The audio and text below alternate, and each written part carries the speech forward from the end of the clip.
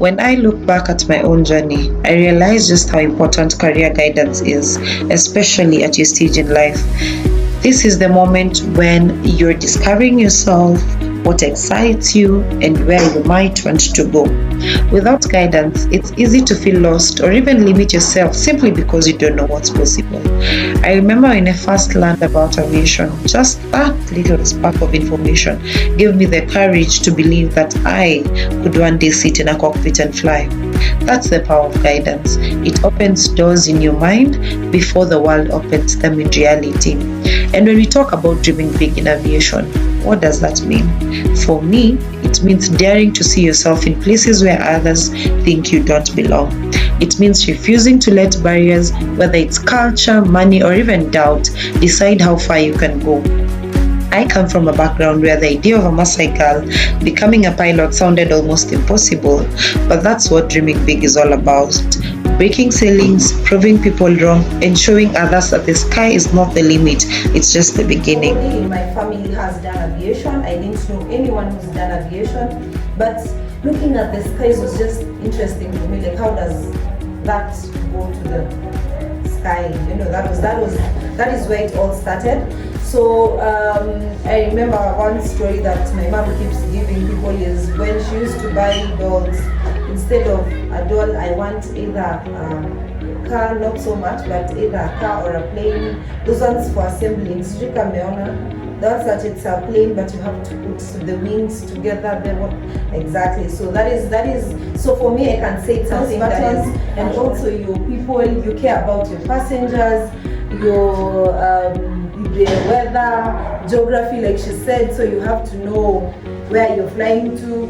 In flying, there is no road, but I tell people there's a road because you'll have a map that you have planned. You're going to just the next step. I think it's fun. It's more fun than according to me. Again, each and every pilot has their own different experience. But according to me, and according to many other pilots that I've had, the most work, what they say is hard. But it's not really hard, it's just workload gets more, is during takeoff and landing. Hapo ndio kazi iko. It's perfect. Hapo ndio kazi mingi iko. Because that is where now you are talking to these guys, am I clear to land? You have to check if your aircraft is functioning the way it is. You do engine runs to confirm if she's done a good job, my engine is going to be okay. You know, if the magnetos and whatever are, you know, that is where the most work is during takeoff and during landing. Landing is, it's not really hard. So anyway, this is the ground. So you will take off. Most of the time it's not actually exactly like this. It's more between. So you take off. And then now, for example, if we told there is usually a clearance. So in flying, you learn a lot of things. Same to, I keep referring it to driving because it's more or less the same. There's just more road. Okay. So there's a certain height you're supposed to be above the minimum that is supposed to be above where you're flying. For example, in town CBD, you're not allowed. You're not allowed to just like at the time because what if something wrong happens and there are a lot of people? See, that's physical damage. You get for Sawa. So you fly, and then when you get, for example, here you've been told you're flying 6,300 feet.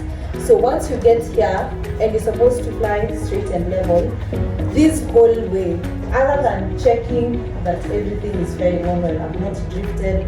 If, for example, then we use a compass, so it will show you. So if you're supposed to maintain, for example, 230, if your aircraft detects an issue, it will show you on your cockpit. Ni kama tu hiyo dashboard ya nini. See if the engine ya gari kona shida, kuna kitu itaflika. So more or less the same. So you have your aircraft has an issue here, you will get a sign. So you maintain there. Now it's only for you to ensure that you're maintaining that. If you're flight planning, they're flying for you your flight, you're flying this height, you're flying this.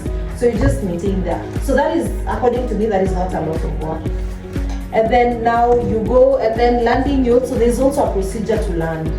So just getting that procedure and then now you, unlike gari, si kwa gari barabara iko hivi and then there's a center line. Yeah. So kwa gari this one goes right, but now aircraft you don't in one runway. Okay, everyone, you're entitled to the whole runway, because remember, as much as, for example, Glain is flying a small aircraft, it will use a very small part of this runway, but the other bigger aircraft is going to use the same runway. So you are told to maintain. You land with your nose wheel up on, okay, they say between your legs. So when you're landing, you land kati. You use the full runway, it's all to yourself. So that's if, for example, you're still training and you're not yet ujashika to land on the center line. Even if you drift, you still have space, because again, when you're training, you don't train with those big aircraft that if you drift, you are going outside. Okay, you land with the small one so that you understand in happen. Are we okay? And then I think there's a question that also Nyasha asked about if the aircraft is heavy. And I think, I don't know how many were there yesterday, but there are people, you've been taught about the 4 forces of flying, right? Who can remember the first one?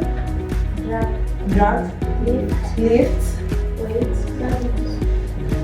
gravity,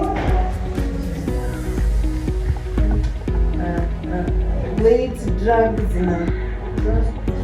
thrust. Sindio? Wow.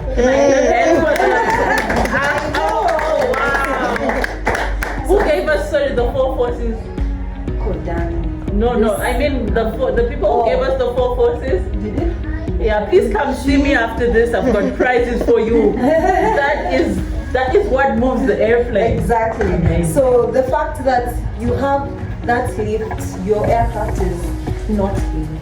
The reason as to why an aircraft looks the way it looks is, I'm sorry, I'm a teacher in my other life, so I enjoy standing and the trimming, exactly. So you have the 4 forces that you have been talked about. This one is So what do I want you to take with you after this camp? I want you to know that your dreams are valid, they matter. No matter where you come from, no matter the challenges, you have the power to shape your own story. Believe in yourself. Hold on when things get tough, and remember, you are capable of so much more than you think. Whether in aviation or any other field, the world is waiting for your voice, your vision, your courage.